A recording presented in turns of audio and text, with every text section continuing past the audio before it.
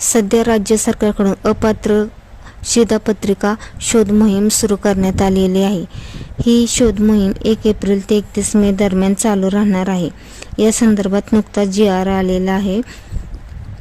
पत्रिकेची तपासणी करताना एका पत्त्यावर किंवा एका कुटुंबात 2 शिधापत्रिका दिल्या जाणार नाही याची दक्षता घेतली जाणार आहे.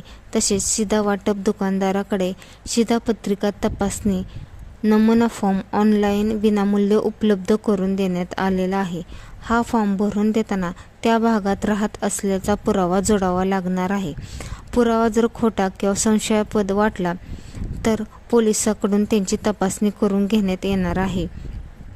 तसेच ज्यांचे उत्पन्न 1 लाखापेक्षा जास्त आहे अशा कर्मचाऱ्यांना पिवळे किंवा केशरी शिधापत्रक असेल तर ते शिधापत्रक अपात्र ठरवण्यात येणार आहे.